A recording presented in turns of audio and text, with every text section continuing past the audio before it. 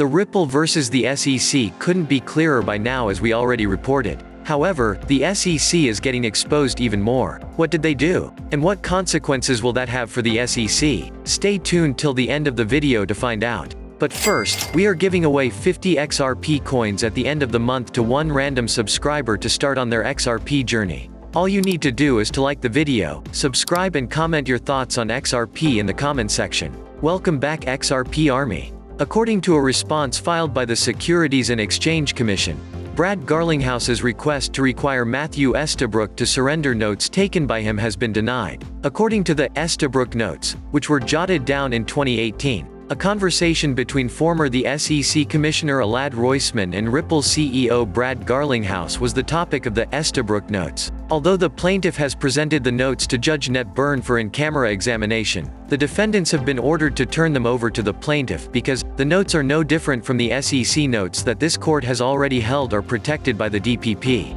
According to the court's ruling, according to the SEC, the notes should continue to be protected by the DPP because Mr. Estabrook took the notes because he felt they may be relevant to future commission decisions, which the SEC thinks to be right. Therefore, the notes should continue to be protected. The same thing happened in a previous visit with Hester Pierce, and the court concluded that the dialogue was protected by the privilege of discourse. Garlinghouse's need for the notes has been significantly reduced as a consequence of his presence at the meeting, according to the SEC, and so breaking the SEC privilege would be unnecessary. By the way, did you know about this news? Let us know in the comment section down below. Ripple sought the Estabrook notes earlier this month, arguing that they were not protected by the DPP's legal protections and that they should be turned up.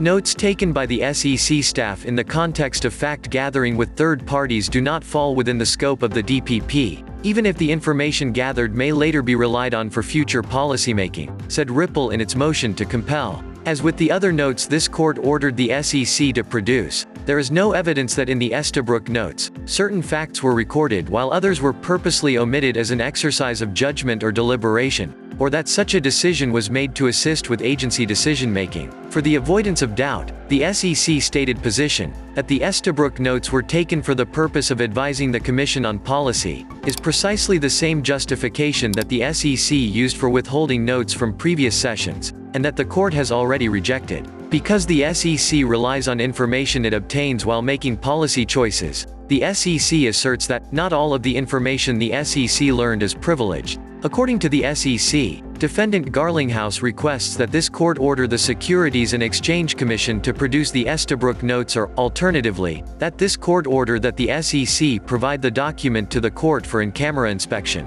According to his petition, comment, XRP Army, if you believe it's looking good for Ripple. The legal battle between the Securities and Exchange Commission and Ripple continues as the court prepares to rule on the Estabrook notes. In response to the incident, attorneys Jeremy Hogan and John Deaton shared their perspectives. I don't think the judge orders these notes be produced. The SEC does a good job of laying out its argument in the first part, and I think the second and third arguments are particularly compelling. If the SEC wins this motion, remember, it's a small battle in this litigation, said Mr. Hogan. Jeremy is on point as usual. Brad Garlinghouse was at this meeting. He is aware of what was said and discussed. Judge Nett Byrne already ruled Ripple couldn't have the notes from other meetings Garlinghouse or SBI were present for, Deaton commented. As a result, the Securities and Exchange Commission is under greater pressure. Following the filing of a lawsuit against the Securities and Exchange Commission last year, Empower Oversight whistleblowers and research urged that the SEC comply with the Freedom of Information Act. An allegation of a potential conflict of interest in the agency's cryptocurrency-related enforcement activities was the impetus for filing the lawsuit. Do you think that the SEC should be punished for their ridiculous claims and actions?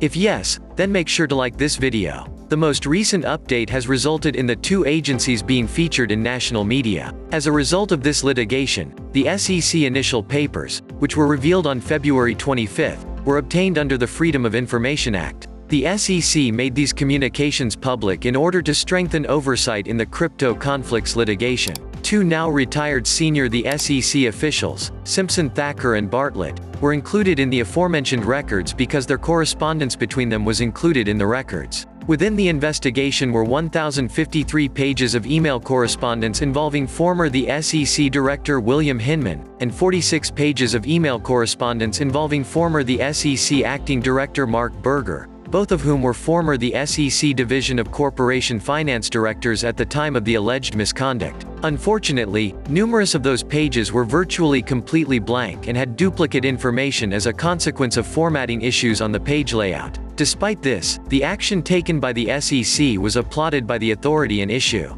Jason Foster, the founder and president of Empower Oversight, made the following statement: "This initial document production by the SEC is a step in the right direction, but it must keep its commitment to conduct additional searches to fulfill its legal obligation to transparency. Empower Oversight will not relent in its commitment to enforcing accountability through the public's right to know." Additionally, in response to a request from the agency, the SEC provided a comprehensive list of persons who were associated with the entities named in the FOIA request. John Deaton was only one of a large number of people who belonged to this organization. An official response to the complaint was provided by the SEC, which denied that it had failed to comply with its statutory obligations under the Freedom of Information Act. Empower Oversight first filed a Freedom of Information Act (FOIA) request with the Securities and Exchange Commission on August 12, 2021, according to their website.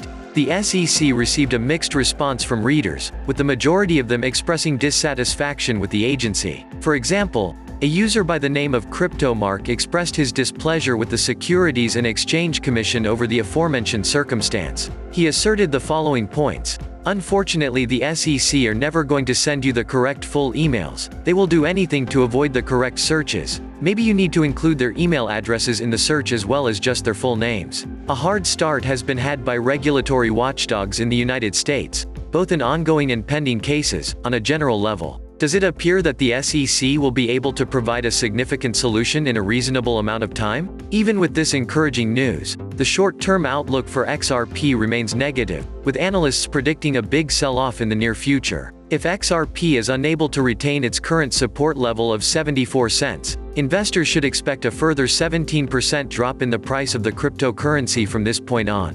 Based on the current price of 71 cents per token, it is reasonable to expect that the price of XRP tokens will continue to fall in the near future. In contrast, if XRP can sustain a consistent closing price over 81 cents for the next several days, the possibility of a surge to 86 cents is genuinely on the table. What do you think about what the SEC did? Do you think it should be punished for it? Let us know in the comment section. If you want to continue to know about XRP, we have got 2 videos waiting for you on the end screen to check out. Make sure to subscribe and give us a thumbs up. Thank you so much for watching. See you in the next video. Kindly note that prices of cryptocurrencies frequently change, so by the time you watch this video, it might have changed to a whole new value. The information provided in this video does not constitute investment advice, financial advice, trading advice, or any other sort of advice, and you should not treat any of the content as such. The content in this video is for educational purposes only and hence should not be considered financial advice. Do conduct your due diligence and consult your financial advisor before making any investment decisions.